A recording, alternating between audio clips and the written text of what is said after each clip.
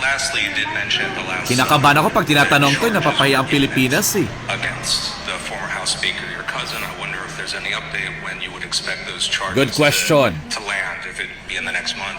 Oh. I think you should be asking that question of the Ombudsman.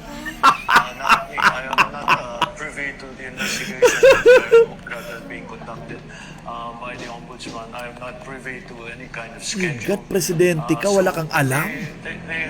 The Ombudsman and his officers are very much on this subject.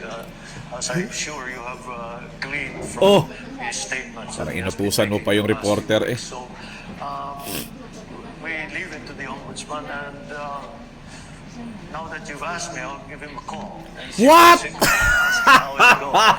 Just to give from my own. Oh my God, yung presidente ninyo, gikalibanga. Nagkaigit-igit sa interview. Kaya nga kinakabahan ako pag tinatanong to kasi ang alam lang nito, A-E-I-O-U. Pag walang script talaga, pag on the spot, para ako nanonood sa beauty pageant.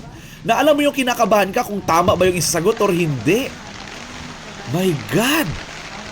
A simple question, hindi niya kayang sagutin.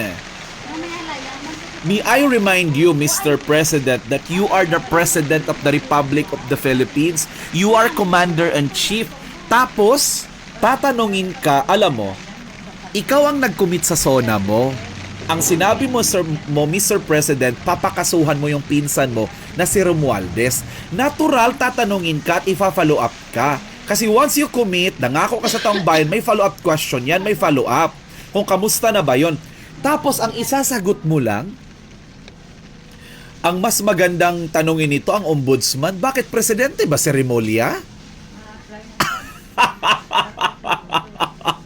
Di ba hindi mo kayang sagutin yung mga simple question na ganyan? Ikaw yung nag-commit. Yan na nga ba ang sinasabi natin, no? Sa 10 pinangako ng presidente ng Pilipinas, kahit isa walang natupad. Tapos ngayon, pagtatanungin ka, sasabihin mo, mas magandang tanongin nito ang ating ombudsman kasi wala akong hawak sa kanila. My God, wala kang alam sa mga nangyayari sa Pilipinas. Imposible naman, oy! Di ba? Pero updated kayo lagi sa impeachment ni VP Sara. May plano pa ngayon, di ba? Anong haka-haka ngayon? May plano pa kayong arestuhin si VP Sara? Ay, never yan mangyayari. Alam nyo kung bakit? Ongoing kasi yung impeachment niya. No? Pero kung ipapadakip nila si VP Sara, well, alam nyo na. 'Di ba? Alam nyo na ang mangyayari.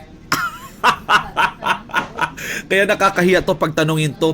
Nakakahiya pagtanungin siya sa ibang bansa ba hindi niya alam kung paano sagutin. Nakakahiya. No? Tapos sasabihin mo, itatanong mo pa sa ombudsman. Sasabihin mo pa, siguro naman may contact ka naman siguro sa ombudsman. You can check, you can do your own research para at least, my God, nakakahiya yung presidente ninyo.